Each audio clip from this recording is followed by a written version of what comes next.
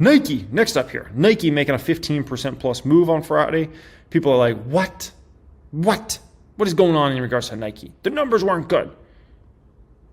Who said the numbers got to be good for the stock to go flying? You got to understand, in regards to short-term stock price moves, there's a ton of different factors in there. Nike's down off a mile from where it was at just a few years ago. This is a beaten down dog stock, like beaten down. And guess what? As soon as the story changes a little bit from insanely negative to like a little positive, you get massive moves up in a stock price. Now, what did I tell you guys? I'm sure a lot of you guys follow me on the reaction channel. Jeremy Lefebvre Makes Money, right? The very last video I released, which was about 6 days ago now at this point in time, right before I left for the trip, right? What did I talk about in that video? I talked about a lot of things, but one thing was Nike and their earnings, because I knew people were going to want me to cover that before I left town. And I said, all the management team has to do is signal for the bottom. I said, no one cares about what this quarter's numbers are. No one. It's irrelevant. All that people care about is that Elliott Hill calls a bottom in the business and he's confident that things are going to get better and better from here. So that's it. And if that happens, the stock price is going to move. And I even spoke in that video and mentioned even specifically about 70s, right? And so Nike stock huge. You know why? Because the CEO says the recovery's coming.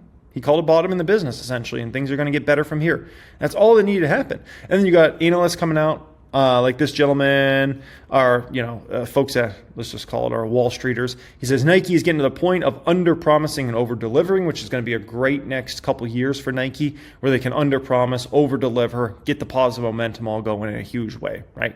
And so that's what's going on here in regards to Nike. And then somebody in the private stock group, I thought, left a really good comment because, somebody else that doesn't really follow Nike that much, they said, not understanding why Nike's up so much today. When I read the news, sounds negative. What am I missing? And one of our private stock group members said, I was going to mention this earlier. This price change goes to show you how much Nike is usually loved by the stock market, that this talk of being the bottom and it's going up from here has caused institutions to start buying back Nike. Financial Education Jeremy has talked about it a few times. Yep.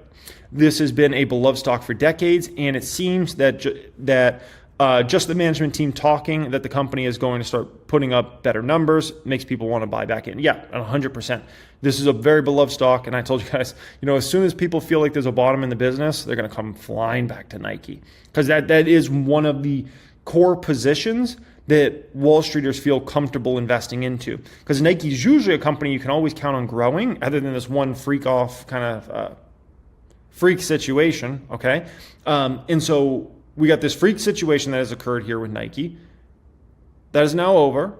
Everything's expected to get better. They're going to get back to solid growth moving forward, right? In 2026, 2027, and beyond. Margins will be increasing. Profits will be increasing, in my opinion, right? And that's what we'll see play out. And Nike is one of the most loved stocks in the stock market, other than the past few years. And so people will be happy to fly back to that stock, because they'll have the consistent growth again, and they're one of the most loved brands in the world that everybody can, like, if you own Nike, like, no one's going to question you other than this little time period we went through. But owning Nike in the future, like, if you're a Wall Streeter and you got it in your fund, no one's going to be like, what, Nike stock? I don't know. That's crazy. Nope. So that's good, man. And so that's what we have going on here in regards to Nike. One of our private stock group members said, one of Nike's best days in history. Yep. Sure was. I think it was the third best day in Nike's history, right? And so keep in mind, a lot of the biggest moves you ever see in a stock are when they come off these insane bottoms like Nike has, right? You know me, I very rarely ever do anything option related. And usually if I'm doing anything option related, I'm buying puts to, essentially hedge a portfolio, right? Recently, I actually opened up call options on Nike just because the stock has been trading so ridiculously low recently. And I believe Nike has a very, let's call it nice next couple of years ahead for the company. So I actually stepped out there and bought some call options recently, and those ones just exploded to the upside. These $75 strikes here that expire January 2027, they were up $11,000. Insane move, up 62%, because it's not like I put a lot when I do options. Usually it's like small amounts of money, relatively speaking. These $100 strikes were up $9,700, up 78%, and these 125 calls were up $6,200, up 49%. Why are the 125s not up nearly as much as, like, say, the $100 calls? Couple of reasons. $100 is always going to have a lot more demand for Nike for kind of like longer dated out. It's just an even number. Like people feel more confident, right? A little closer to it's a good combo of like closer to in the money, but still like really good money making opportunity. People would view it as, right? 125 is kind of still way out there. You're looking at a stock that's $72 right now. So for the stock to get to 125 by 2027, people are like, ugh, it's a little risky.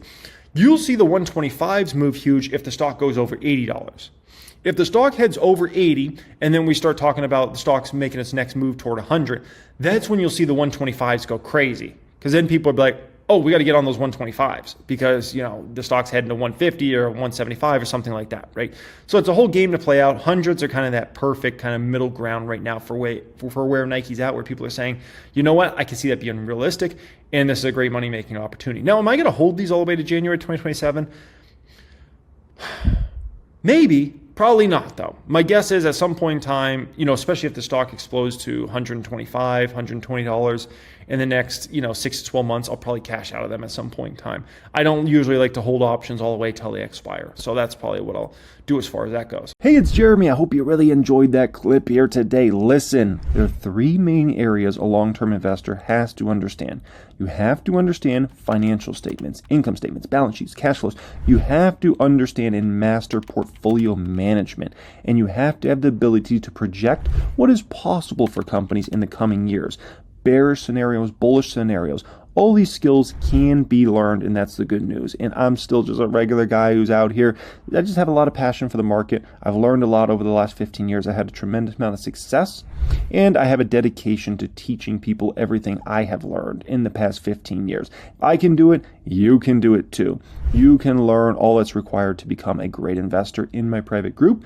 The application is going to be down there in the description area. You can click on that, fill out an application, join us in the private group, get access to all my best course curriculums, teaching you everything that I got in my head, and you get ability to join our 6-figure, 7-figure Hall of Fame. We have such a tremendous Discord. It is incredible. So once again, description area down there, there's a link. You can apply to join my private group in there.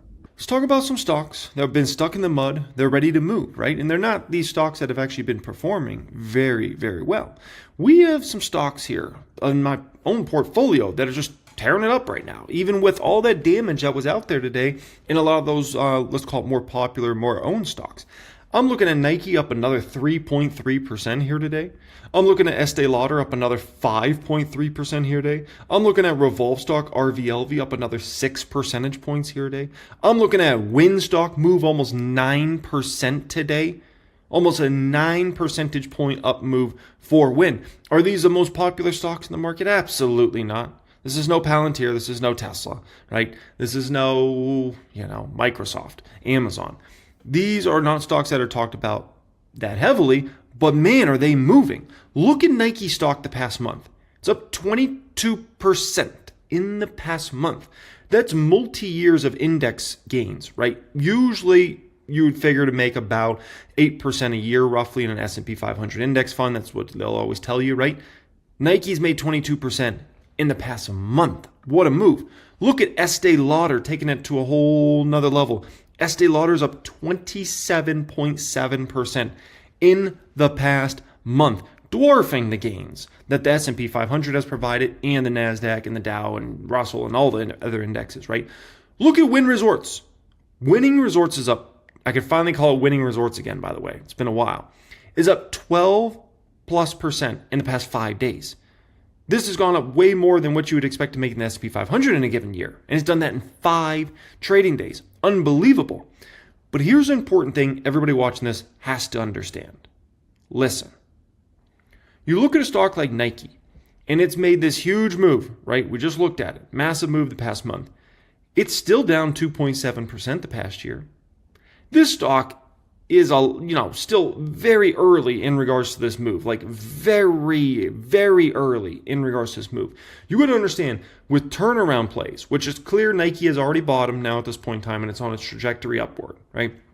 The first 3 to 6 months coming out of a bottom when it comes to turnaround stocks, that's where the most insane money is made. It doesn't mean you can't make money in Nike stock in 2026 or 2027. It's just the insane gains. They always come in that first 3 to 6 months. I've been in the market now, 16, 17 years. And I can tell you time and time again, when it comes to these turnaround companies that have gone through a multi-year down cycle, and then they turn around, their business starts getting better and better, that first 3 to 6 months after the bottom is crazy in regards to gains. That's where the biggest upward moves are made. That's where the most money is made, okay? And so Nike, this stock's not even up in the past year.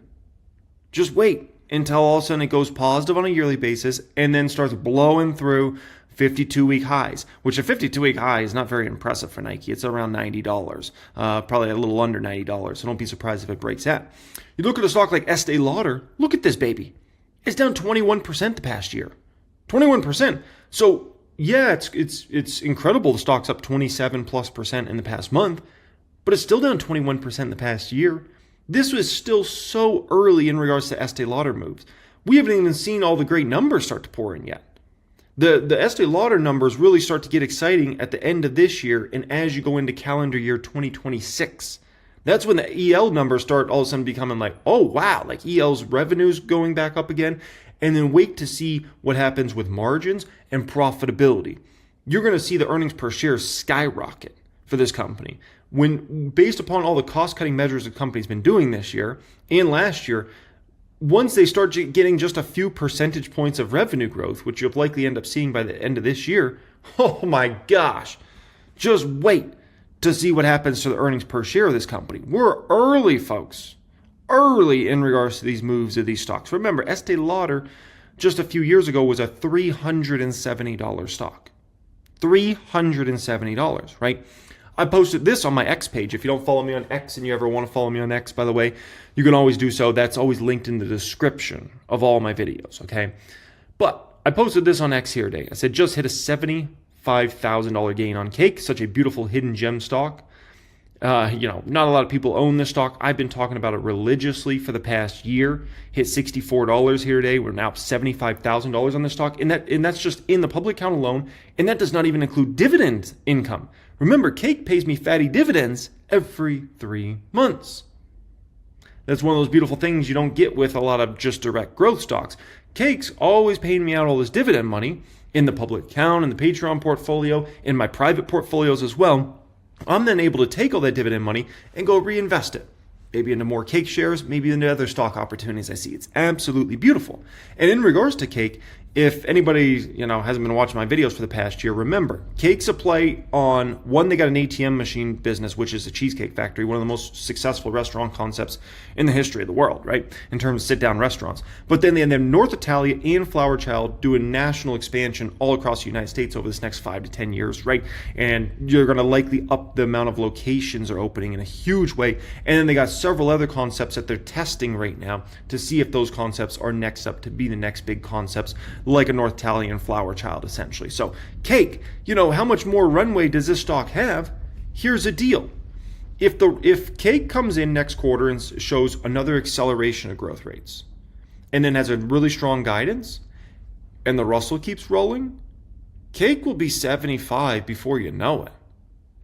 So, I understand the move's been very strong, but understand, Cake is still extremely undervalued on a forward PE basis. It's extremely undervalued based upon the next 10-year runway of growth this company has, which you can't say for many restaurant companies. Most restaurant companies don't have a 10-year growth pipeline ahead of them. Cake's one of the very few that actually has that. And so understand, I don't even, we haven't even seen close to the most exciting Cake numbers. And then wait till we get to next year in regards to Cake. Because next year, my guess is, this is my guess, they're going to up the amount of locations they're opening substantially. They already did, a bump up this year, but I think next year they start to really ramp up in terms of construction for North Italia and Flower Child. They got to get out there and make, and then 2027 will be another bump up in it, by the way. Now, in regards to Wynn had some huge news come out here today. Huge news. And that's why the stock was up 9% that we'll get into in just a moment. But remember, they have the incredible Vegas properties, which those are the creme de la creme properties on the Las Vegas Strip, the Wynn and Encore. They have their 2 properties in the old part of Macau. They have the Boston property, which they operate, and then they have the Cotai Strip property in Macau, which is the Wynn Palace, incredible property. And then they have this Middle East property as well. Wynn caters to the top 10% of income earners, the top 10% of wealthy, okay? So, like, that's who they attract. They attract people that want to come and spend $1 million on a vacation. They want to attract people that are going to come with a casino credit of $2 or $3 million. That's the type of people they're trying to attract to their properties, and that's who they attract to their properties, right? High net worth individuals, celebrities, all that type of stuff, right? Now, in regards to that Middle East property, which is just a ridiculous opportunity, probably the most exciting opportunity for any gaming company to have since Las Vegas Sands, LVS, opened up the Singapore property. The Marina Bay Sands in Singapore, incredible property over there. This is the most exciting opportunity I've seen since then, essentially, okay? Now, this picture you're looking at here, this is from a week ago, essentially, on the construction. You can see that tower about topping out there. It looks very impressive, right? Here's some more photos for you guys. This one's at night here of the property, right? This one's during the day here. And then this one's kind of a close-up from 2 weeks ago. So you can see it looks like the exterior construction should likely wrap up this year. Like probably by the end of the year, they'll have all these windows done. The facade will be pretty much perfect, I would say, in terms of the exterior of the property at the end of this year. And then 2026 will just be fully focused on the company, just getting the inside, the interior of the property perfect. These projects are massive Wynn undertakes, and they do it right, man. They really do it right. And so 2027 looks like perfect year to open up this property, essentially, and it looks all perfect. Now, here's the deal. Huge news came out here today. If you're wondering how far does Wynn have to go, oh, baby, look at this. This is out of one of my favorite publication out of Asia, essentially, in regards to tracking how Macau's doing. So, Macau Casino, GGR, gross gaming revenue was up 19% in June. What? 19%? I thought the Chinese economy was doomed. I thought tariff this, tariff that. What's going on here? Oh my gosh, up 19%? That's one of the strongest numbers we've seen in a long time. Casino gross gaming revenue in Macau up 19% year over year in June. Oh my gosh, the June result was still, however, the second highest monthly tally since post-Rona.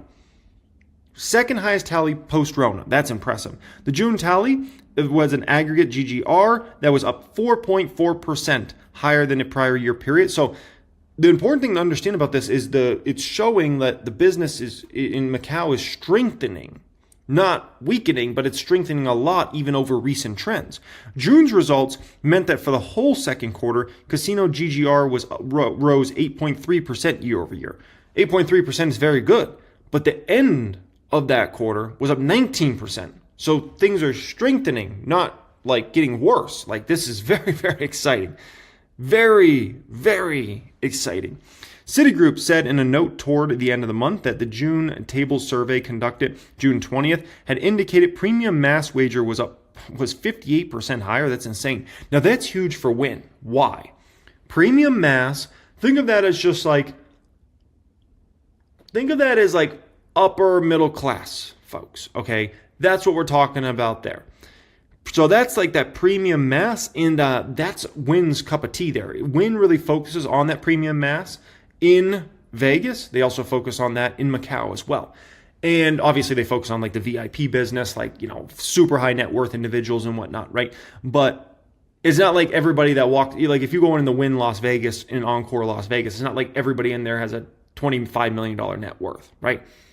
There's a lot of people that, make $250,000 a year that are walking around that place that maybe have, $1 million net worth. And that would be kind of considered more in that premium mass segment. So that's really big for Wynn overall. Now, additionally, I don't know if you guys got to watch the video I put out on the reaction channel last night, right? Called Jeremy Lefebvre Makes Money, if you don't follow me on that channel. But in that video, I was talking about the Russell 2000. And I said, the Russell 2000 could easily roll into rate cuts. There's a pretty safe assumption now that the Fed will cut in September, okay? They could cut in July, they could cut after September, right? But there's a pretty, I think, safe assumption from both sides, the Hawks and the Doves at this point in time, that the Fed will cut in September. So, you might think, okay, Fed cuts in September, that's when the Russell 2000 will start to move. Not necessarily. People always front run these things. And I was talking about that on the reaction channel last night. People front run. So if people are like, you know what? And when I say people, I'm talking investors are like, you know what? Hedge fund managers, Fed's cutting in September. What are they going to do July and August? They're going to likely load up on the Russell going into that rate cut. If it was so easy as like you just wait for something to happen and then you react, stock market would be a much easier place. But people front run things. That always happens. And so they become confident. Fed's cutting in September. We roll into the Russell, right? And so that's why you saw even on a day today where the NASDAQ was down a good amount and you saw that damage in many of those stocks, the Russell was like, damage? I don't know what's going on with y'all, but I'm up 1% today. That's the Russell doing the Russell thing, right? Now keep this in mind in regards to Russell Wilson. Oh my gosh. The Russell Wilson right now is around the same level or lower than it was in February of 2021. I'm recording this video in July of 2025. July of 2025, folks. And the Russell's the same price or lower than it was in February of 2021. That's insane. So just understand, the Russell has been a coiled spring for a minute. But everybody's wanted to be confident about the economy and that rates are going lower, right? And we've had a lot of concerns about the economy the past few years that have kind of held back the Russell, and also a lot of concerns about inflation and are the rates actually going lower. Well, as time's ticking on, you get more of that to dissipate. And so the Russell is a coiled spring. And look at the move it's made just since that April bottom there. I mean, that's up in a straight line, And so this baby's a coiled spring. Don't be surprised if the Russell continues to perform tremendous for a while, right? Hey, it's Jeremy. I hope you really enjoyed that clip here today. Listen, there are three main areas a long-term investor has to understand. You have to understand financial statements, income statements, balance sheets, cash flows. You have to understand and master portfolio management. And you have to have the ability to project what is possible for companies in the coming years. Bearish scenarios, bullish scenarios. All these skills can be learned, and that's the good news. And I'm still just a regular guy who's out here. I just have a lot of passion for the market. I've learned a lot over the last 15 years. I had a tremendous amount of success, and I have a dedication to teaching people everything I have learned in the past 15 years. If I can do it, you can do it too. You can learn all that's required to become a great investor in my private group. The application is going to be down there in the description area. You can click on that, fill out an application, join us in the private group, get access to all my best course curriculums, teaching you everything that I got in my head, and you get ability to join our 6-figure, 7-figure Hall of Fame. We have such a tremendous Discord. It is incredible. So once again, description area down there, there's a link. You can apply to join my private group in there. Tom Lee. Hey, why don't we start there? Our word of the day is skeptical. Skeptical. Everybody sell. Skeptical. Tom Lee's word, we don't need to hear anything else. We're good, folks. Tom Lee said his word of the day is skeptical. We're out. Get the sell orders in. Oh my gosh. Jeez.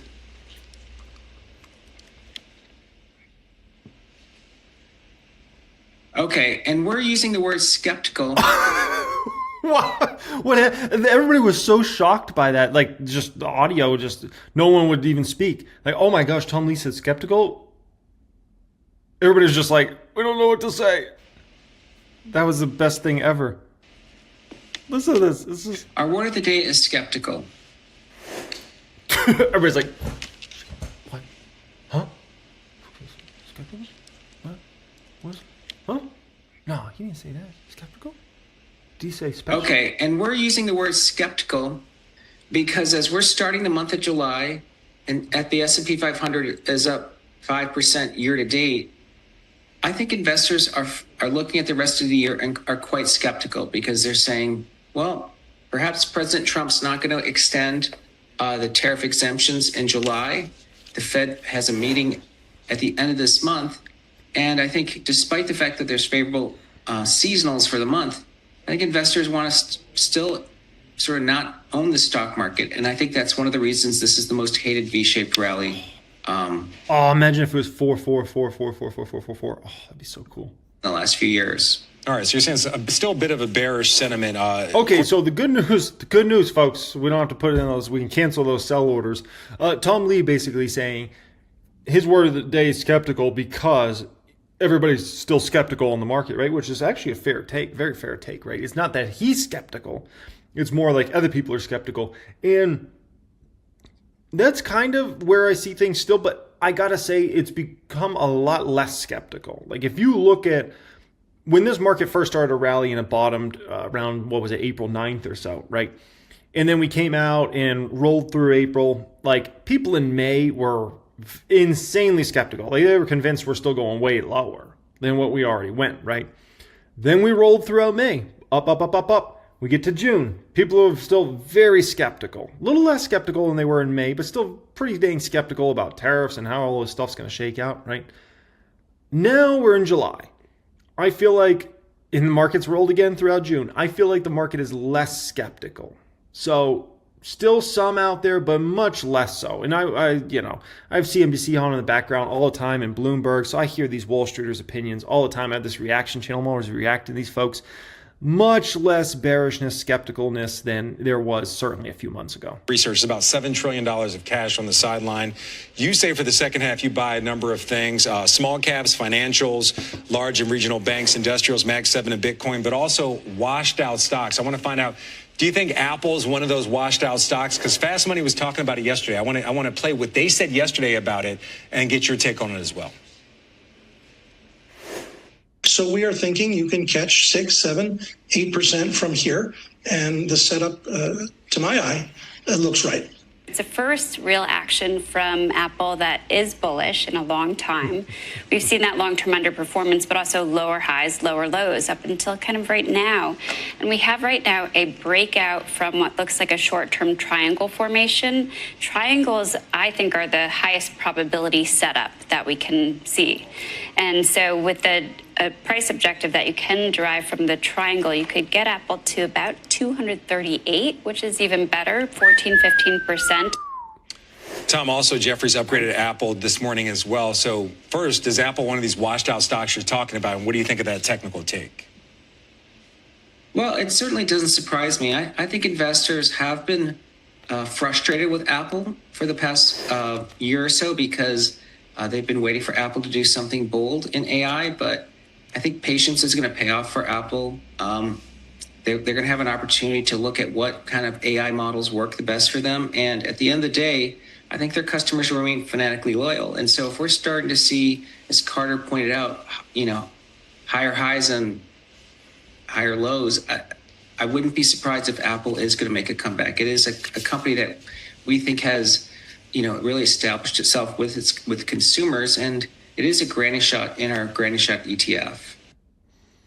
Yeah, I mean, there's been some folks calling for a rotation into Apple, which has been definitely playing out here recently. With that being said, iPhone 17 has a potential to be a hit, but we got to see it. We got to see it. But there, if Apple could come out with one big hit iPhone, I think we see a great deal of growth for a year for Apple. But we gotta see it, right? We gotta see something that they come out with that makes everybody say, I'm going to go upgrade my 16, 15, 14, 13, my iPhone 12, because I got to go get the 17. And it's just been so long, so many years since Apple has come out with a phone that has made everybody say, got to go get this, man. I'm ordering on the first day. It's been a long dang time, so maybe they change that, right?